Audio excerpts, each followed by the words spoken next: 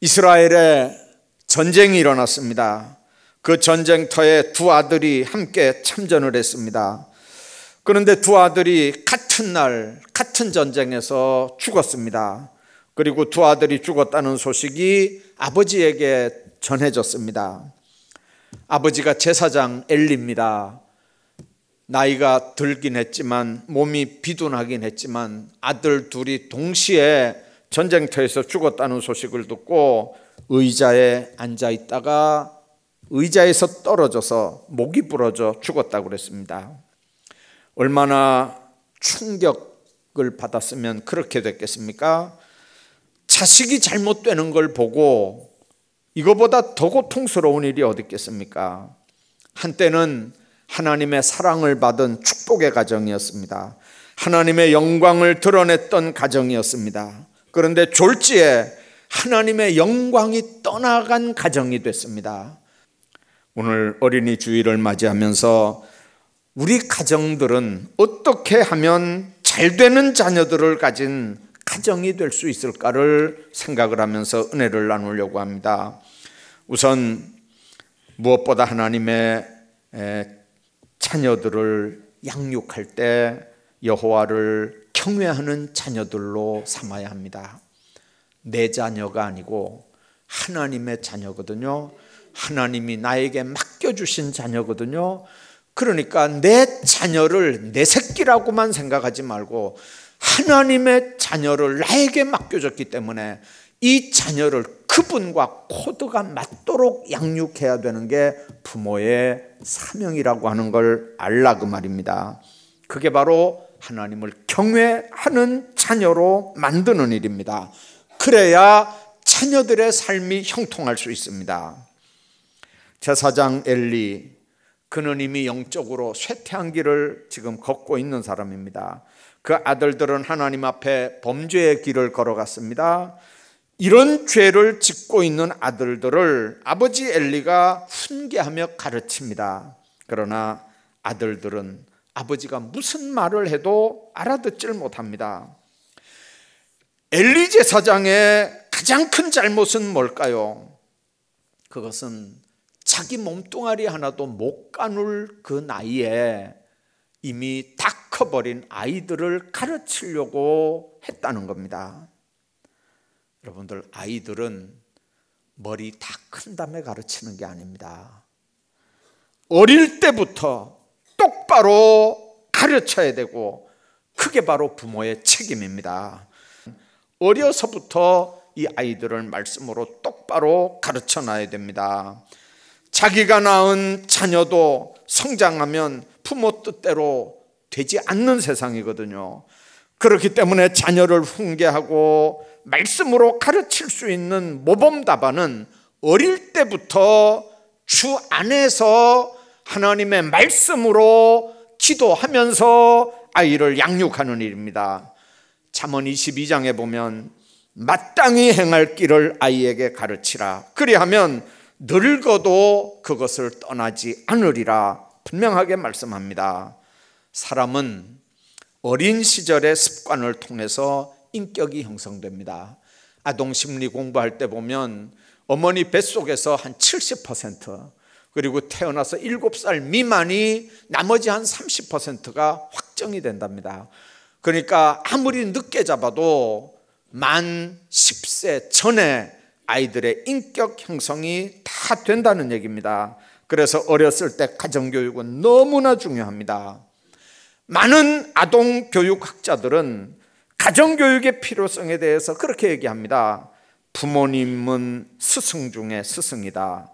가정은 학교 중에 학교다. 그런데 요즘 부모님들은 돈 몇 푼 벌겠다고 하는 욕심 때문에 자녀 교육을 학교에만 맡기고 학원에만 맡기고 그저 이렇게 어떤 무슨 이런 부모들이 어떻게 하는 게 아니고 그렇게 맡겨놓고 그리고 부모 책임을 다 한다고 생각합니다. 여러분들, 어릴 때 부모 말씀을 똑바로 듣지 않는 자녀들이, 이 아이들이 학교에서 선생님 말씀 듣겠습니까?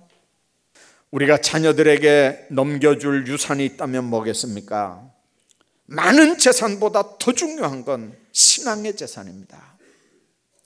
어떤 환경에서도 여호와를 경외하는 방법, 하나님을 섬기는 신앙인의 유산으로 그 자녀들을 양육한다면 그 자녀들은 부모 없는 떠난 세상을 살 때도 얼마든지 복된, 망하지 않는 삶을 살 수 있습니다. 이 땅에서 정말 자녀들이 잘 되는 삶을 살게 하려면 자녀들에게 신앙의 유산을 남겨야 됩니다. 다른 건 많이 못해줘도 여호와 하나님을 경외하는 신앙만 확실하게 심어주면 자녀 교육은 안심해도 되는 겁니다. 자녀가 잘 되는 비결을 아주 집약적으로 말씀해주고 있는 잠언 3장 1절부터 10절까지 나중에 여러분들 한번 찾아서 읽어보시기 바랍니다. 그 잠언 3장 1절에 이런 말씀이 있습니다. 나의 법을 잊어버리지 말고 네 마음으로 나의 명령을 지키라. 그러면 네 자녀들이 장수하고 평강하게 된다. 우리 자녀가 장수하고 평강하게 되는 일이 뭐냐? 하나님의 법을 잊어버리지 말고 그 마음으로 하나님의 명령을 지키라고 하는 거죠.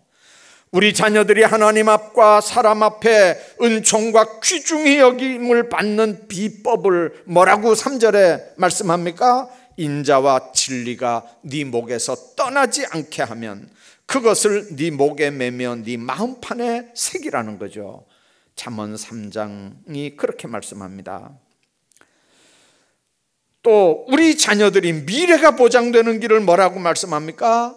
범사의 그를 인정해라. 그러면 그 길을 내가 지도하겠다. 우리 자녀들이 건강하게 골수가 윤택하게 되는 삶의 비밀을 잠언 3장 8절에서는 스스로 지혜롭게 여기지 말고 여호와를 경외하며 악에서 떠나라, 그렇게 가르칩니다.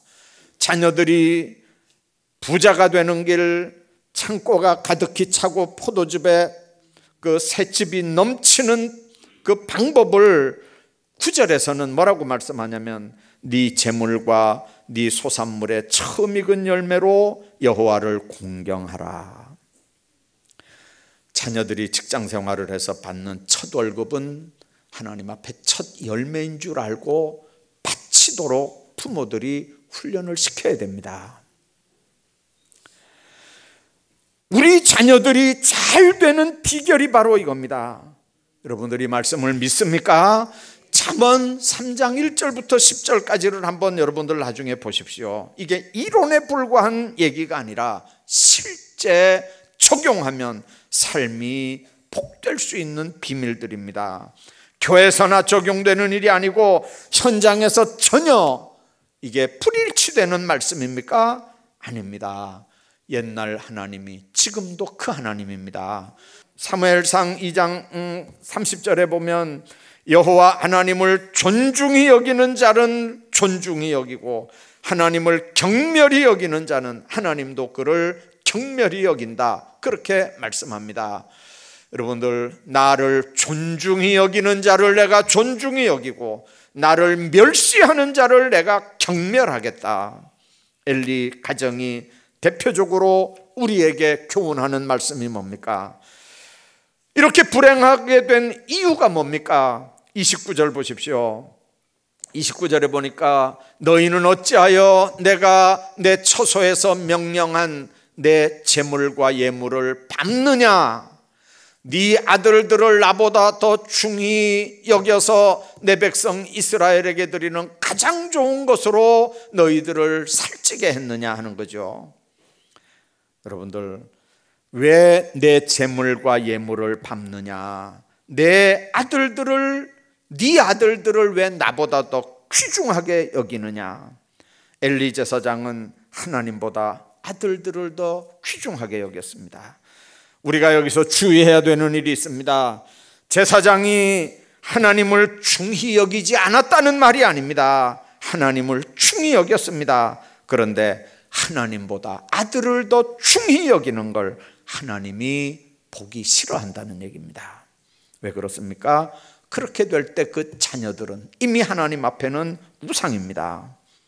하나님보다 자식을 더 귀중히 여기면 자식이 잘 될까요? 그 자식들도 하나님을 중요하게 생각할까요? 그렇지 않습니다. 부모님들을 대단하게 생각할까요? 전혀 그렇게 생각하지 않습니다. 하나님보다 자식을 더 귀중하게 여기는 그 부모를 보면서 자녀들은 저 부모가 하나님을 무시하고 하나님 말씀을 무시하니까 여러분들 부모 알기를 우습게 알고 그런 부모가 믿는 하나님도 우습게 생각하는 겁니다. 그래서 하나님을 두려워하지 않고 공경하지 않습니다. 그 2장 12절 보면요, 하나님을 믿지 않을 뿐만 아니고 13절에 하나님 무시했죠. 12절에 악한 자들의 행실을 쫓았지요. 14절에 하나님의 제사를 더럽혔죠. 사람들을 실족하게 했죠. 재물로 배를 채웠죠. 다른 사람들 충고 듣지 않죠. 하나님 제사 멸시했죠. 성막에서 간음했죠. 아비 책망 무시했죠. 백성들 범죄 조장했죠. 하나님 앞에 잘못된 삶은 이렇게 일파만파 여러 가지 영향력들이 안 좋은 영향력들을 나타냅니다. 그래서 어떤 경우도 내 자녀들이 하나님을 경외하는 자녀들이 되게 해야겠다. 어떤 상황이라도 내 자녀들만큼은 하나님 제일주의로 사는 하나님 경외하는 자녀들로 만들어야 되겠다고 이 시간에 여러분들 다짐하시기를 바랍니다. 이게 여러분들 자녀들이 하나님 앞에 잘 되는 비결입니다. 신앙생활에 우선순위를 안 두면 자녀들은 부모 알기를 우습게 합니다. 여러분들 항존직들이 제일 어려운 게 뭔지 아세요? 목사가 제일 어려운 게 뭔지 아세요? 교인들이 볼 때 뭐라 그러는 게 아니고 제일 무서운 게 뭐냐면 내 자녀들이 볼 때 우리 아버지 목사 맞아? 이게 제일 무서운 거예요. 우리 아내가 볼 때 저 사람 목사 맞아? 이게 제일 무서운 거라니까요. 자녀들 앞에 항존 직원들 정신 차리고 신앙생활 하십시오. 자녀들이 볼 때 우리 아버지 뭐 아니고 우리 아버지 뭐 저래 우리 엄마 뭐 저래 이렇게 하면 이미 가정교육은 끝난 겁니다. 몇 년 전에 작은 시골교회 경사가 났습니다. 장로님 아들 두 아들이 동시에 사복고시 합격이 됐어요. 그래서 신문에 난리가 났습니다.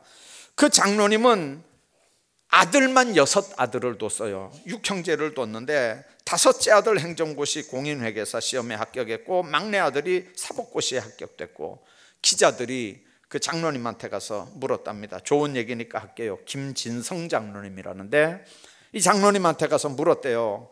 장로님 어떻게 이 자녀들을 이렇게 잘 키우셨습니까? 그러니까 그 장로님이 어려서부터 자식들에게 한 번도 공부하라고 재촉해 본 적이 없습니다. 그저 주님 바라보면서 신앙생활 열심히 하라고 당부했고 우리 부부는 아이들 앞에서 열심히 성경 읽고 기도하는 본을 보이려고 힘썼을 뿐입니다. 여러분들 자녀가 잘 되기를 바라면 자녀를 큰 인물로 키우기를 바란다면 아이들에게 신경 쓰지 말고 하나님 앞에서 자신을 신경 쓰기를 바랍니다. 하나님이 상급이요 하나님이 방패입니다. 자녀를 학교 석차로 평가하지 마십시오. 신앙으로 자녀를 평가하십시오. 부모의 우선순위가 바뀌지 않는 한 자녀 우선순위는 절대로 바뀌지 않습니다. 우선순위를 분명하게 하셔야 됩니다. 세상이 두 쪽이 난다 해도 우리 가정은 하나님 신앙 철저히 지키고 살겠다고 본인도 그렇게 믿고 내 자녀들에게도 그렇게 가르치고 그렇게 보여주시길 바랍니다. 상황 따라 변하는 부모의 신앙 그거 보고 자라면 아이들도 상황 따라 얼마든지 주님 떠나버릴 수 있습니다. 내가 어려서부터 늙기까지 의인이 버림을 당하거나 그 자손이 걸식함을 보지 못했다고 시편 37편이 말씀합니다. 하나님을 경외하는 자의 자녀들은 절대로 망하지 않는 걸 믿으시기를 주의 이름으로 축복합니다. 뿐만 아니라 사명감을 분명하게 가지고 자녀들을 양육하시길 바랍니다. 오늘 본문에 나오는 이 사람들의 신분이 뭡니까? 제사장입니다. 아버지가 제사장이면 이스라엘은 무조건 아들들도 다 제사장입니다. 제사장의 사명은 하나님과 백성 사이를 중보하는 사람들입니다. 백성들을 위해서 제사 드리면서 하나님 앞에 기도를 상달하고 하나님 쪽에서 인간을 축복하고 하나님의 말씀으로 권면하는 사람이 제사장들입니다. 그런데 29절 말씀 보면 하나님께 바쳐야 될 예물을 밟았다고 말씀합니다. 여러분들, 하나님 앞에 드리는 예물, 하나님 앞에 드리는 내 재물을 밟으며 뿐만 아니라 아버지한테는 네 아들들을 나보다 왜 더 중히 여기느냐는 거죠. 여러분들, 하나님의 제사를 멸시하고 자신들의 사명을 망각하는 사람들, 왜 제사장인 이 사람들에게 사명감이 없었을까요? 사명감 없는 이유가 뭘까요? 하나님을 몰라서 그렇습니다. 제사장으로 하나님을 모른다는 게 말이 됩니까? 아침 저녁으로 제사를 드렸는데, 백성들을 대신해서 중보기도를 했는데 하나님을 모른다고 하는 게 말이 되는 겁니까? 그런데 이 사람들은 하나님의 성전이 직장입니다. 하나님의 성전만 밟을 뿐입니다. 예배 드리는 게 아니라 예배 드리는 것처럼 보였을 뿐입니다. 하나님께서 얼마나 나를 사랑하시는지, 예수 그리스도를 십자가에 못 박을 만큼 하나님이 얼마나 나를 사랑하셨는지, 그래서 내가 구원받고 내 삶이 주님 안에서 얼마나 변했는지 이걸 전혀 알지 못합니다. 그저 입으로만 아는 겁니다. 교회 오래 다녔으니까 지식으로만 아는 겁니다. 교리로만 아는 겁니다. 성령 체험 없습니다. 주님 만난 경험도 없습니다. 그러니까 하나님이 살아계시다고 하는 게 실감이 되질 않습니다. 여러분들, 내가 하나님 못 만났는데 내 자녀들을 하나님 있다고, 하나님 잘 섬기라고 가르치는 건 거짓말입니다. 아무리 위대한 능력을 행하고 고귀한 직분을 가지고 봉사한다 할지라도 얼마든지 하나님을 모를 수 있습니다. 여러분들, 예수님께서 마태복음 7장에 그렇게 말씀합니다. 그날에 많은 사람이 나더러 이르되 주여 주여 우리가 주의 이름으로 선지자 노릇하며 주의 이름으로 귀신을 쫓아내며 주의 이름으로 많은 권능을 행하지 아니하였나이까 하리니 그때 내가 저희에게 밝히 말하되 내가 너희를 도무지 알지 못하니 불법을 행하는 자들아 내게서 떠나가라. 바울이 이 예수님의 말씀 때문에 귀한 사역을 감당하면서 늘 두려워한 겁니다. 복음 전에서 다른 사람 구원시켜 놓고 나는 하나님 앞에 버림받을까 두렵다는 게 바울의 고백이었습니다. 우리 교회 중직자들이 늘 생각해야 되는 게 바로 그겁니다. 주님 만난 경험이 없고 성령 받은 체험이 없고 하나님 살아계신다고 하는 체험이 없이 교회 일하는 거는, 이거는 아무 의미가 없습니다. 그 사람이 자기 자녀들을 어떻게 가르치겠습니까? 여러분들, 내가 너희를 도무지 알지 못한다는 말은 여자와 남자가 결혼한다는 의미, 육체적 관계를 가진다는 말입니다. 경험해보고 안다는 뜻입니다. 단순히 지식적으로, 형식적으로, 관념적으로, 타산적으로 그렇게 아는 게 아니라 체험적으로, 실제적으로, 인격적으로 주님을 만나는 체험이 있어야 된다는 겁니다. 엘리 제사장 아들, 요즘 말로 하면 무신론자들이고 폐륜합니다. 그런데 이 아이들에게 무슨 사명감이 있겠습니까? 왜 하나님께서 나를 이 땅에 태어나게 했는지, 무엇을 해야 하고 무슨 일을 이루어야 지금 하는지 죽음의 순간이 나를 이룰 때까지 하나님 앞에서 이 일만은 반드시 이루어야 하겠다고 하는 사명감조차도 없는 인생을 산다면 그건 자녀들만의 문제가 아니고 자녀들을 똑바로 양육하지 못한 부모들 책임입니다. 모세를 실패한 인생이라고 할 수 있겠습니까? 스데반, 세례 요한, 바울의 삶을 세상 기준 가치관으로 보고 그 사람들을 실패한 인생이라고 얘기할 수 있겠습니까? 그 사람들이 무슨 재산이 있습니까? 명예가 있습니까? 그 사람들에게 뭐 내놓을 만한 게 뭐 있겠습니까? 그러나 주님의 가치관으로 볼 때 그들은 하나님 앞에 복된 인생을 살았던 사람들입니다. 그것이 주님이 주신 사명을 이루는 길이라면 성공적인 인생을 사는 겁니다. 순교자 스데반의 인생을 한번 보십시오. 베드로 삶을 한번 보십시오. 누가 그 사람들을 불행한 인생, 잘못 산 인생이라고 얘기하겠습니까?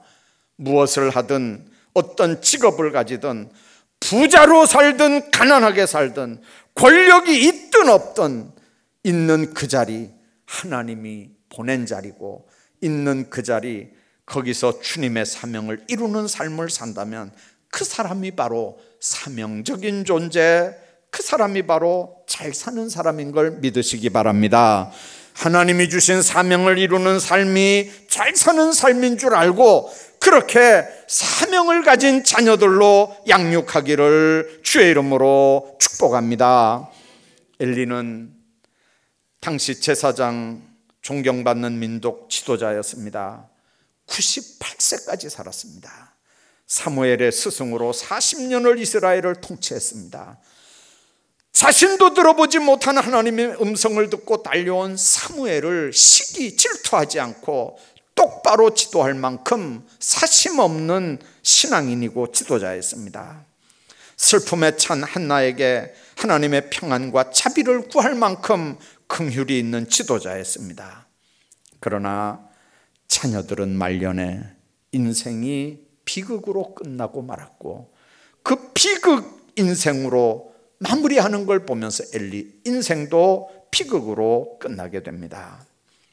여러분들 그렇게 된 이유가 뭡니까? 가정교육, 자녀교육에 대한 문제입니다. 인생살이에서 가장 가치 있는 일이 뭔지 자녀들에게 가르쳐야 됩니다.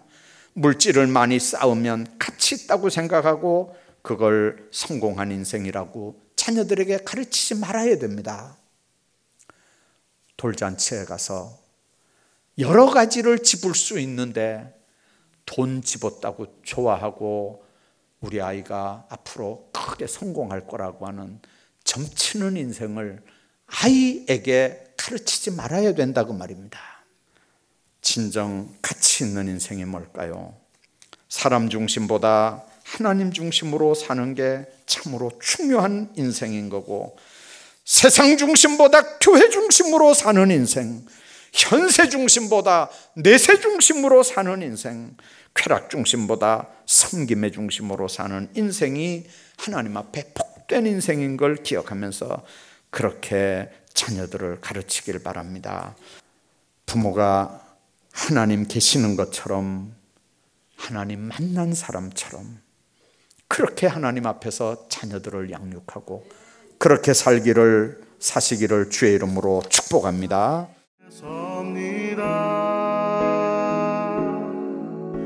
모든